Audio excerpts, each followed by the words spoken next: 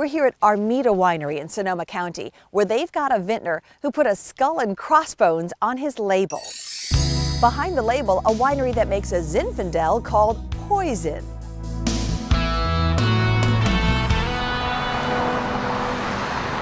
Inside this trophy store, we start out with masking the bottle. The last thing you might expect to find are bottles of wine. But that's exactly what proprietor Dennis Wilkinson has his hands on. His shop, DNS Awards and Engraving, is in the Sonoma County wine country.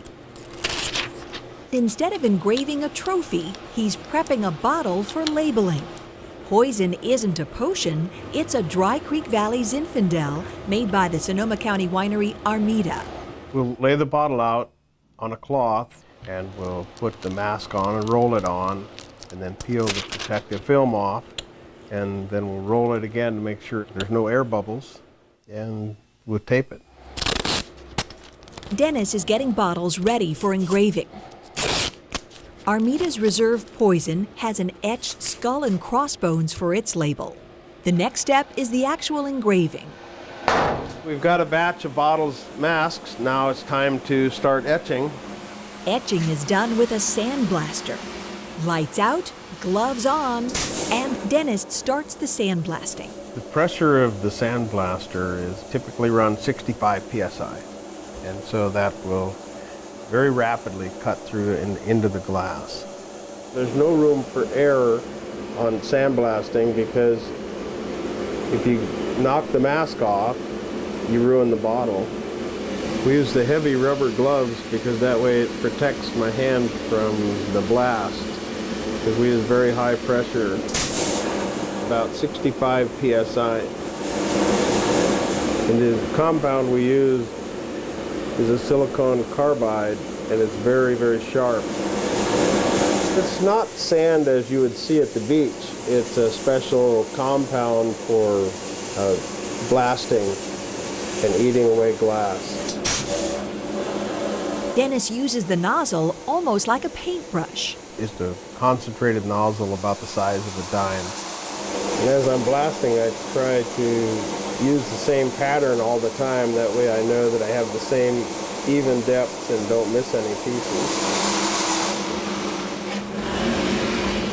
Each bottle has to be done, it's all done by hand, one at a time. There's no machine that can actually do it.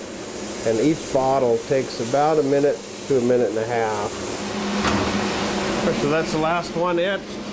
Now we get to go paint them.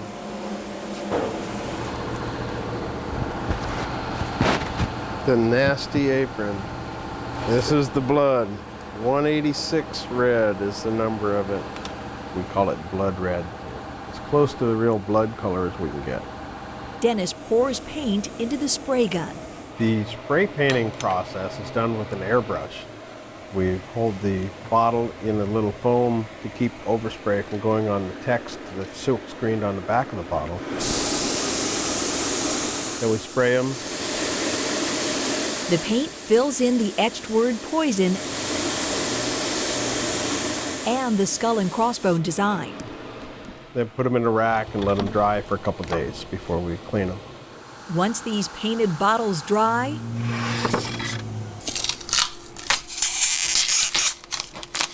we're ready to clean them up and wax them. Then Dennis seals the cork with red wax. We try to get the wax to run down to look like blood dripping down the bottle. He completes the Poizin look by dipping the bottlenecks in hot red wax. Try to get it even and then allow it to start its drip. Then we stand it up and put it on the counter, and then natural gravity does the dripping. But there's one more step before the bottle of Poizin is ready to sell. Wooden coffins hold each bottle. The end result? A memorable bottle of wine, hand-etched and hand-painted in wine country.